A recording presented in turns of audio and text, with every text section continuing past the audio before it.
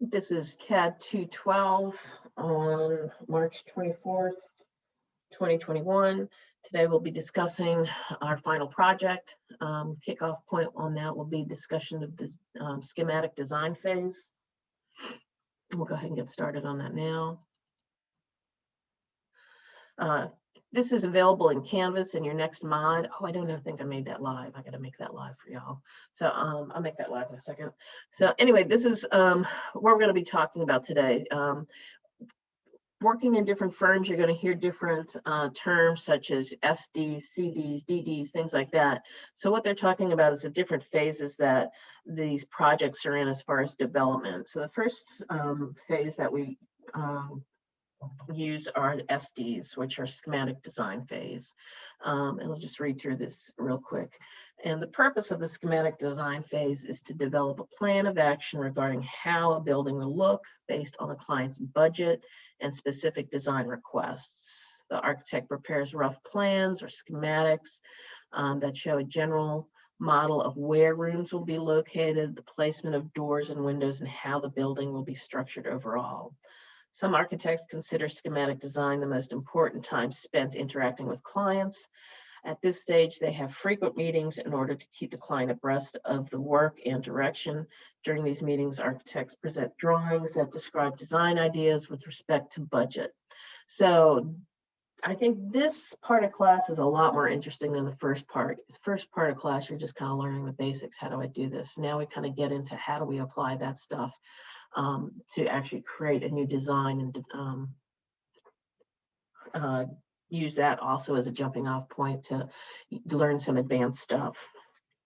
So the building, you have a copy, you've started the building. Everybody's building looks pretty similar, but by the end, I would like everybody's building to look different. It's usually pretty cool when we start these assignments, just because it's cool to see how people can design these buildings and make them look different. Now, the initial request you're getting from your client is that you need to add 2 floors to this commercial building. Oh, excuse me. The second floor should contain 4 office spaces, restrooms for women and men, a janitor's closet, and a mechanical room. The third floor should contain 7 offices, restrooms for men and women, and a mechanical room. So mechanical room is just what we use in MEP class for, it's basically where your air conditioning unit is, any kind of extra stuff like that. Just any kind of mechanical things, heating, cooling, stuff like that. Janitor's closet would be anything that you want to put in there. We'll talk about that a little bit later. What's going to be in there, and then 4 office spaces. So your idea behind this is to take those giant floors and figure out how you're going to add all these spaces and how you want them arranged and how big these rooms are going to be. The client doesn't know how big they want their rooms to be. They just know that they have to have 4 office, all these things contained on these different second and third floors. So what we usually do when we're live is we do some sketching. So what I would suggest for you to do at home is to print out those plans that you created, and then you can draw on top of them and just kind of figure out a way to add these different rooms to your second and third floors. You're not going to have to turn in that work this time, but I do find it better to get in there and like actually kind of hand sketch that stuff. Usually what we'll do is we'll do an exercise and we'll do some redlining on that when we're live. But we're going to be just using the computer. So sketch it out on paper when you're practicing. Try and figure out how you're going to get these spaces to work on the second and third floor. And then you can kind of start laying them out. When you get, if whatever progress you get done by Saturday, when it's technically due, just go ahead and turn it in so I can just kind of see how you're doing. This phase is not going to be done in like, 1 week. It's going to take a little while to make sure that you're getting everything set up. I have had students that have come back and, they've, didn't know what to do with like this extra space in this, on the 4th floor. They're like, I just left a big open space. So I was like, well, that wasn't requested. So the client's going to come back and say, no, I need it. This is office space. And you've got to go back and kind of rework that. Also at the same time, Your client wants you to redo the exterior of the building. You have carte blanche to change the exterior, the roof, however you want to do it. Of course, this is not all going to be done in one go. Think of it as just progress and things like that, because it is a big assignment, but it is going to go through the end of the semester. So lots of fun stuff that we can do on here, lots of good design work and things like that. And as we learn this new stuff, you're going to want to change things up a little bit.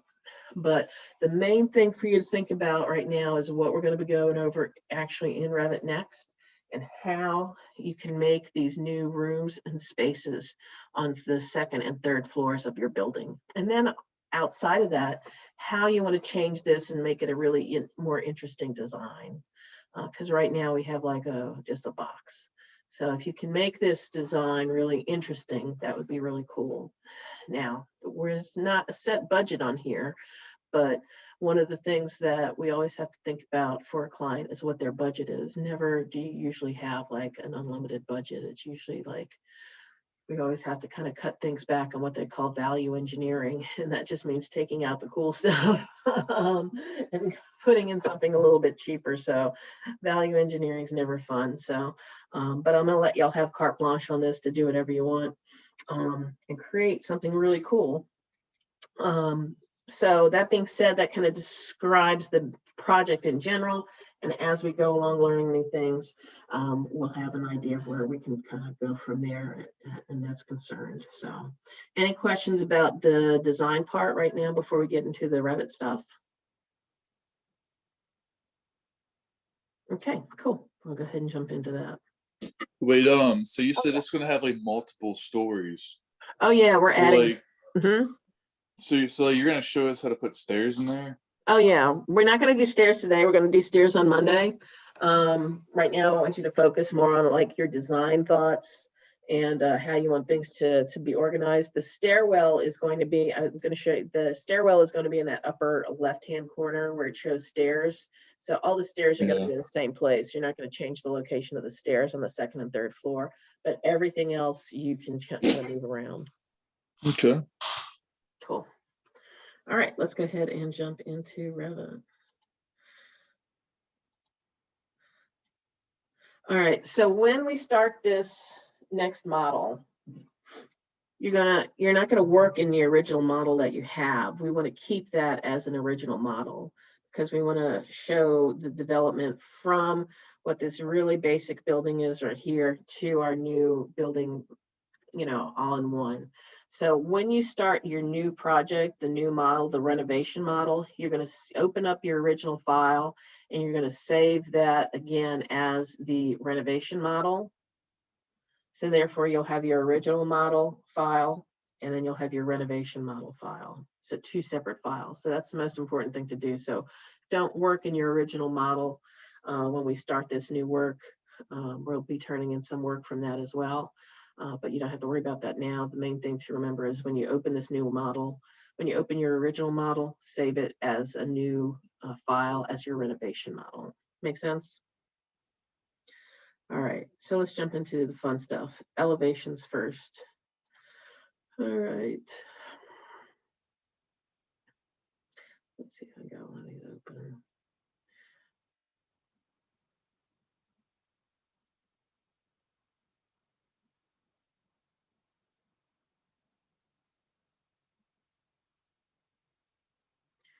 All right, I'm just going to use somebody's that I already have. I'm not sure whose this is, so we'll just open it. All right, so everybody should have something that looks like this. Pretty bland and boring.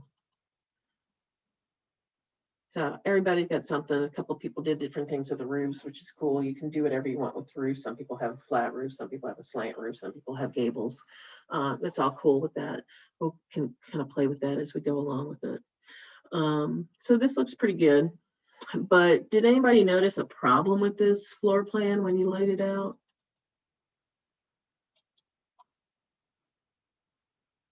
There's no way to get into the building. So we don't have any doors in. So we built this really weird thing. So what we can do is insert a door right here, or if there is a way that you can, the easiest way to do it, and if you don't want to like crush your brain with doing anything else, you can just do something simple, and you know, you can just start that with just put your door right there. So at least now we can get into the building. But for anybody who wants to do a little bit more advanced design work and renovations, you're free to move the location of that door and figure out what you want to do with it. The only thing that you can't change is this room right here, which is of course the stairwell, and we'll learn how to put stairs in on Monday. So you pretty much have, you don't want to move. It's up to you how much work you want to do on the first floor. Your client didn't say anything about not moving anything on the first floor, but there is this problem that we have where they didn't add a front door. So this is where the door is for now, but if you can figure out a way to make it look cool with a new front door, that would be awesome. All right, so how do we add a second floor and a third floor and all that stuff? How do we make these buildings bigger? Well, it's probably best to start out with an elevation view. We talked about these guys a little bit at the start of class, because they were almost in our way when they were, we were trying to lay out our drawings on sheets and things like this. But these are big drivers of Revit. And if you have accidentally used a wrong template, you'll notice that in more like construction templates, there's more and more of these guys. And this is what kind of drives everything as far as how we can attach stuff. If you have a raised house, we'd start out with more levels we create these more levels at the beginning of it, so we can make sure that everything's kind of drawn and created at the right level. As you've noticed, when we do stuff with these certain components, we can just go ahead and change that constraint to level 1 or level 2, and how that really kind of drives the way these buildings go. So just by changing that one level change, it did all this to the house. So this is pretty much what's going to drive adding a second and third floor on our house. So we're going to add some new levels today, and we're going to kind of play with that. Let me put that roof back. And these levels kind of work in unison. When they're locked together, you can kind of drag them so they work together, or if you set them up separately, then they'll work separately. I think it's easier when you're starting with, just to make sure that they work all together, just keeps things cleaner for you.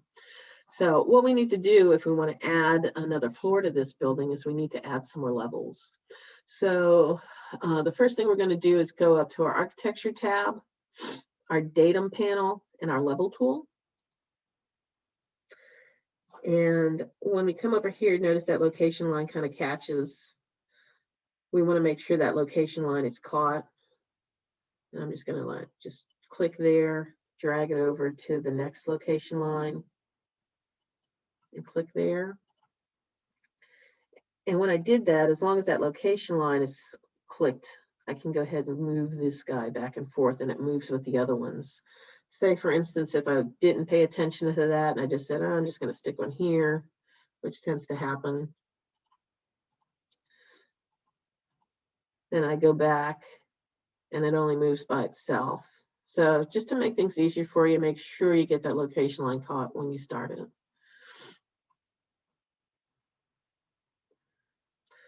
Let me delete this.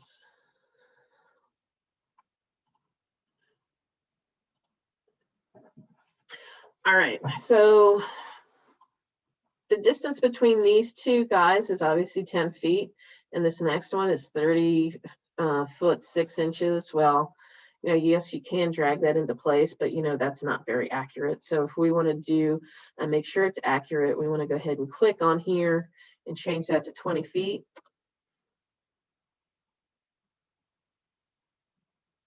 And then we're going to add another level. We could have added all the levels at once, but that's okay. And then we'll just make sure that location line's there. Drag that one over, location line, that's locked in place too. And we're going to have 10 feet between each level, so that make that 30 feet. And notice that because I deleted that last one, this one says level 5 now. It goes from level 3 to level 5 because I deleted level 4. But I can come back in here and I can change that back to level 4. I can rename it. When I rename it, it's always going to give you this window that says, would you like to rename corresponding views? And you always want to put yes, because that's going to populate that out throughout the rest of your Revit model, which is what we want. Notice how here on the floor plans, it says level 5, level 5. So when we change this to level 4, it's going to change it there as well. So as we go along and we do more stuff within the project, we're going to be adding more levels for different things, and then we're going to rename them and kind of just keep things clean for us for now. But just to start, we're going to go ahead and just add those 4 levels. So we talked about elevations, level tool. The next thing we're going to do is, this is not a Revit approved name, but I just call it raise the roof. It's funnier in class. So what I'll do to that, all I need to do right now is go ahead and click on that roof, and I'm going to change it from level 2 to level 4. So I just added floor 2 and floor 3 to my building just by adding those couple of levels and raising that roof. Everybody with me? If we jump to 3D, we got something that looks more like this. So that's pretty good. All right, so what do we do now? Let's see, we've got to add our second and third floor subfloors. So we're going to add those. I want everyone to start out with the same subfloor. You will be adding additional finished floors on top of that, but for now, to use our subfloor, we're all going to use the wood joist 10-inch floor. This way it'll make things just a little bit easier for you. So let's go ahead and do that.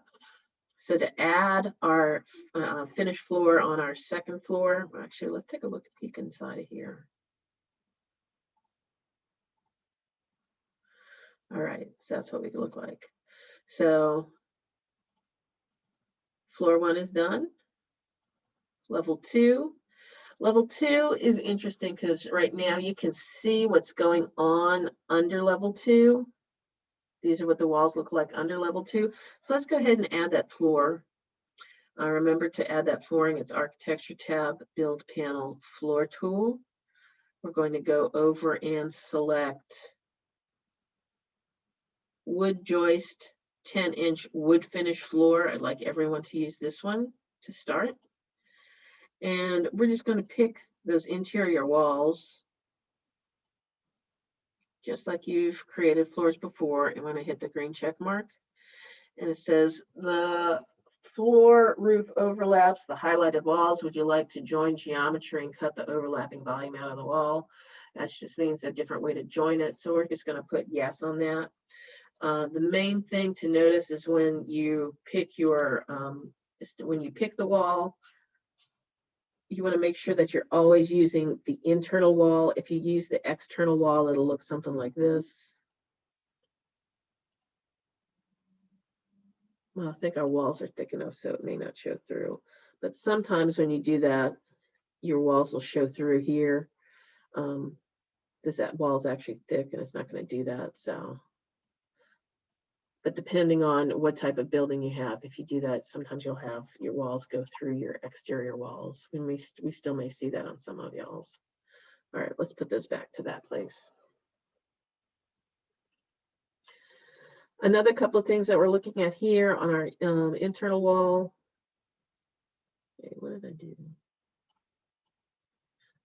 Yeah, that's right.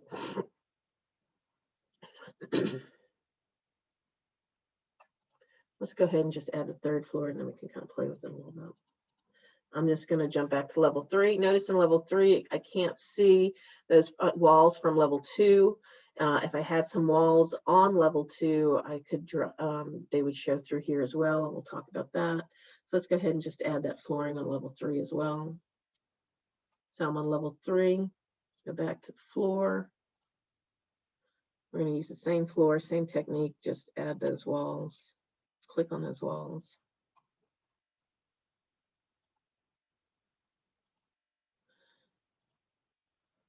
And we're going to hit yes as well. Let's jump back to 3D. And now I got something that, oops, now I got something that looks like this. Let's hide this front wall so we can see what that looks like. So pretty quickly, we've got a first floor, second floor, and third floor. So when I kind of bring this in an angle, we'll talk about this in more in depth in another class, but we're going to adjust how these walls show through the height of these walls, just so it looks better. Obviously, we don't want it to look like this right now. It would not look correct in your drawings. We'll talk about that in another class, how to fix that. But I just want you to get to a point where you're at this right now, that you have these basics in, and that the real exercise here is to figure out how you want to design these floors. Because when we come back next week, we're going to start kicking off that a little bit more. So it's important just to get your building to this point. It shouldn't take you long to get that done at all. But the main focus of what your work should be this week is how is the space planning, and how are you going to get these parameters that your client wants into those 2 floors, and how you want them to look, and how you want that exterior to change, and how are you going to make this building cool, because right now it is not. Any questions about this work said today, y'all?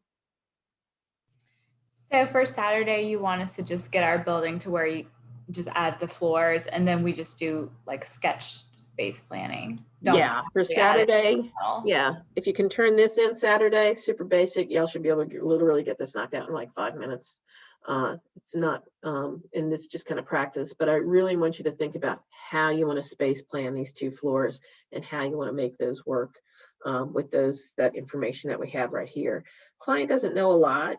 They just know this basic stuff right here, and they want to see what you can kind of come up with, and then we'll take a look at that and progress through that. We'll probably do another one-on-one next week sometime to see how your buildings are coming along. And this is usually a time where people like to meet a little bit more and talk about their different buildings. And if we have time during class, which we usually do, we can always share buildings as well and kind of talk about it live in class. So that's all up to y'all. But that's basically what we want to kind of do today. Is there a recommended size for a mechanical room for a building that size? That's a good question. What I would do is maybe follow the example of this room down here is what we do with the other class. So think about the size of this one right here. But, you know, you have a lot of space, and you can just kind of make your recommendations to the client for now. Say,